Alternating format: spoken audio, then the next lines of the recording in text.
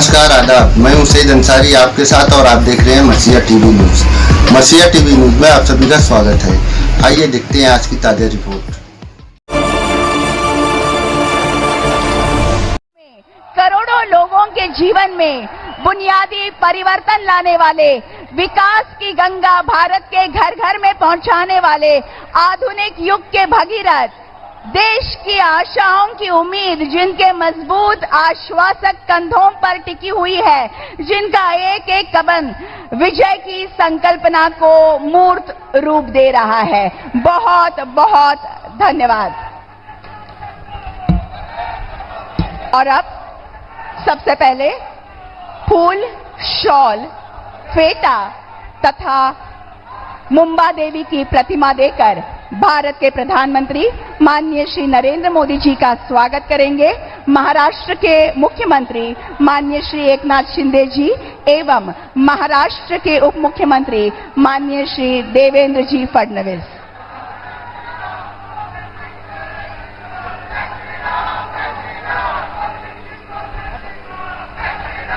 महाराष्ट्र का महावस्त्र ये पैठनी और पैठनी का ये फेटा पारंपरिक रूप से शॉल देकर आदर का प्रतीक, स्वागत एवं सम्मान, साथ ही इन फूलों का प्रेम का प्रतीक स्वीकार किया गया है। मुंबई की आराध्य देवता मुंबा देवी की, मुंबा देवी की। और अब स्वागत सम्मान की श्रृंखला में अगली कड़ी तुलजापुर की भवानी माता की प्रतिमा देंगे माननीय श्री देवेंद्र जी फडणवीस एवं एडवोकेट आशीष शेलार जी।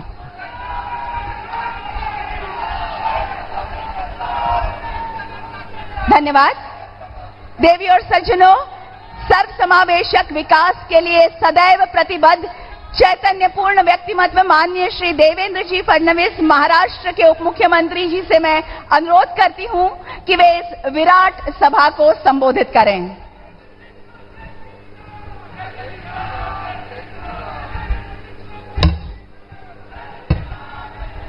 भारत माता की, भारत माता की, छत्रपति शिवाजी महाराज की, धर्मवीर छत्रपति संभाजी महाराज की जय भवानी,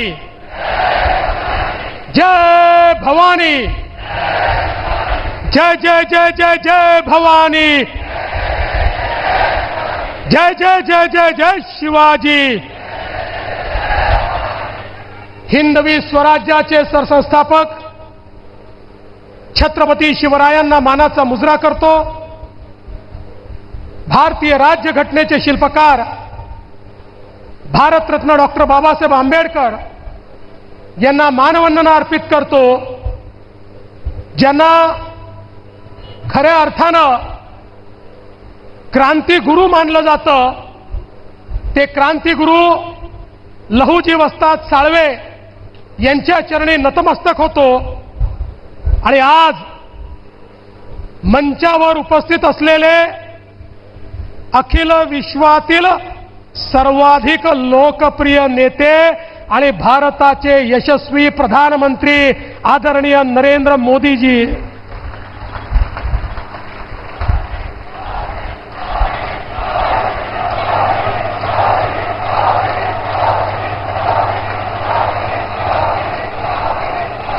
महाराष्ट्राचे लोकप्रिय आणि डॅशिंग मुख्यमंत्री माननीय एकनाथराव शिंदेजी, भारतातल्या रिपब्लिकन पक्षाचे राष्ट्रीय अध्यक्ष आदरणीय रामदास आठवलेजी, पीयूष गोयलजी, विनोद तावडेजी, आशीष शेलारजी, मंचावरील महायुतीचे सर्व पदाधिकारी, आपल्या आशीर्वादाने 23 तारखेला निवडून येणारे महायुतीचे सर्व उमेदवार, या ठिकाणी उपस्थित माझ्या सर्व लाडक्या बहिणींनो आणि तितक्याच लाडक्या भावांनो,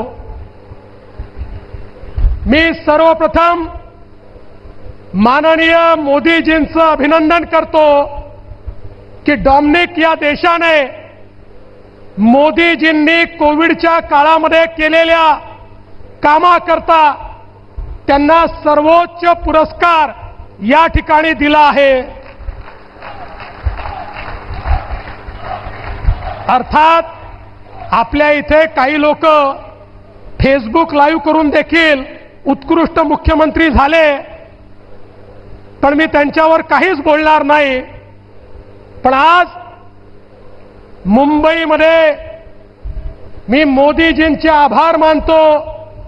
गेल्या 10 वर्षामध्ये मोदीजींच्या नेतृत्वात महायुती 1 आणि महायुती 2 या दोन्ही सरकारांनी मुंबईचा चेहरा बदलवून दाखवला, कारण मोदीजींचा आशीर्वाद होता. अनेक गोष्टी सांगता येतील, मी 2च बाबी बोलणार आहे. पहिलं, मुंबईकरांचा सगळ्यात मोठा प्रश्न, मुंबईकरांचं 60% जीवन हे केवळ प्रवासामध्ये जातं. त्यांचा सगळा क्वालिटी टाइम हा प्रवासामध्ये जातो. मुंबईकरांचा प्रवास सुकर झाला पाहिजे म्हणून मोदीजींच्या नेतृत्वामध्ये मुंबईच्या सबर्बन रेल्वेचा चेहरा बदलला.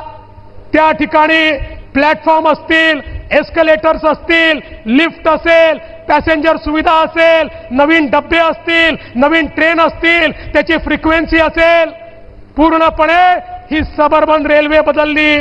आणि त्यासोबत जुन्या सरकारने 11 वर्षात, 15 वर्षाचं जे सरकार होतं काँग्रेसचं, 11 वर्षात 11 किलोमीटर मेट्रो केली. आपल्या सरकारने 5 वर्षामध्ये 350 किलोमीटर मेट्रोचं नेटवर्क सुरू केलं.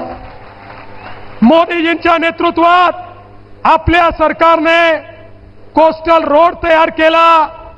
नरिमन पॉइंट पासून वरईपर्यंत वरई बांद्रा रोड आहे. बांद्रा वर्सोव्याचं काम चालू आहे. वर्सोवा मड याचं काम सुरू होत आहे.